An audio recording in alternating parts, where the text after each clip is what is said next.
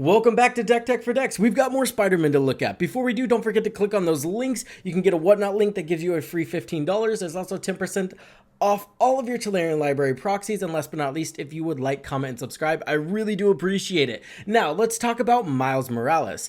For 2 CMC, whenever he enters the battlefield, he'll put 2 counters on either 2 different creatures. Or we can straight up cast him for 6 CMC or transform him for his Spider-Man hero form. This is going to give him first strike, haste, and the ability to pay 2, put a 1/1 counter on Ultimate Spider-Man, and he gains hexproof and becomes colorless until end of turn.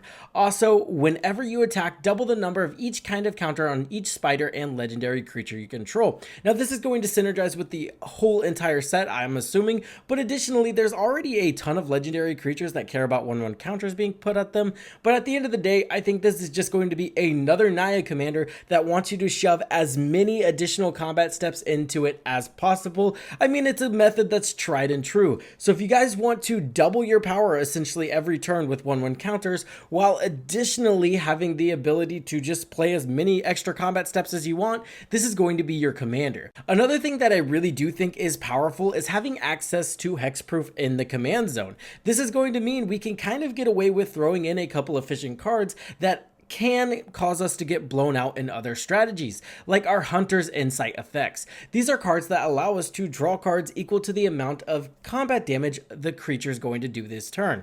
The power about this is you're going to draw a ton of cards because Miles Morales is going to be huge. The downside is 9 times out of 10, they're going to be like, okay, he's going to draw a ton of cards and I'm going to take 5 damage. I'm just going to use Swords to Plowshares to get rid of that commander. Hexproof just says, hey, you can't do that. So we're kind of free to do these combat tricks to get a ton of advantage when we have a commander with hexproof in the command zone. I also like to use equipment in these strategies as well, like the Reaver Cleaver. Again, kind of the same thing here. When we connect, we're going to get a ton of value, and they're going to try to stop that by removing the creature, and it's just going to be super hard as long as we have that activated ability available to us and the open mana. Let's talk about some creatures that are going to be really good in this deck. Arwen's going to kind of play on the counter strategy. She's a 3 CMC legendary creature elf noble that says Arwen enters the battlefield with an indestructible counter on her. So we're going to double that every turn. Then we can pay 1 to remove an indestructible counter from Arwen. Target creature gains indestructible until end of turn. Put a 1/1 counter and a lifelink counter on that creature and a 1/1 counter and lifelink counter on Arwen. So now not only are we able to double up the indestructible counter, we can also double up those lifelink counters, and then maybe we're going to include a couple ways to move around those counters as well. Helen and Alina, these ones are really good too. It says at the beginning of combat, you get to put X 1/1 counters on another target creature you control, where X is Helen and Alina's power. That creature gains haste until end of turn. So not only do we get the haste, additionally, every single additional combat, we get another trigger to put more counters on our creatures, and then we get to double those counters as well. This can get out of control very, very, very quickly. Some other cards that I really think can be super strong in this deck is Anzrag the Quake Mole. This is a 4 CMC legendary creature mole god that says whenever Anzrag the Quake Mole becomes blocked, untap each creature you control. After this phase, there's an additional combat phase. So an additional combat tacked onto a legendary creature sounds exactly like what this deck wants. He also has an activated ability for 7 mana. Anzrag must be blocked each combat this turn if able. What I like about this whenever you pair it with Miles is the fact that if we put a counter on our mole, he's going to get more and more and more toughness every single combat, along with power, but the toughness is what we care about because Anzrag is an 8/4. So the balancing behind this card is like, okay, as long as your opponents are able to do 4 damage to Anzrag, you're not going to get an insane amount of extra combats off of his ability. Well, now that he has a power that gets increasingly bigger and bigger every single combat, he's going to be hard to get rid of, and we're going to get the extra combats we want while getting rid of all of our opponent's creatures that are not tapped. Pretty busted, especially in this deck.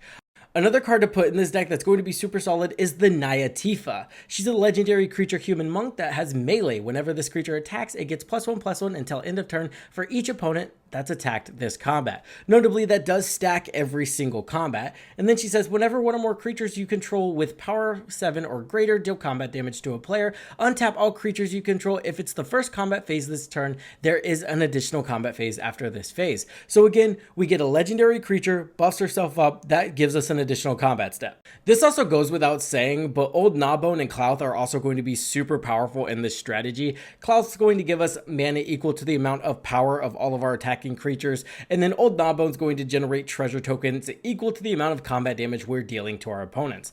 Now we want to pair this with an effect that draws us a ton of cards whenever we deal combat damage, so like a Hunter's Prowess effect on our commander. So now we're drawing 7 cards every single combat, generating over 7 mana with our massive board state of creatures, and then the goal here is to hopefully draw us into another card that gives us an additional combat, and then you can kind of just storm off, so to speak, but you storm off with extra combats, and eventually, especially when you're doubling your power every single combat, your opponents are just going to die. Naya does this well. I think it's one of the colors that does it most efficiently, just because you have access to all of the vigilance enablers with white, you have access to all of the extra combat steps with green and red, green and red, and then additionally you have access to all of the mana generators with green. So this is the color combination for storming off with extra combat steps, and if you want to do that with spiders and Miles Morales, this is definitely your commander.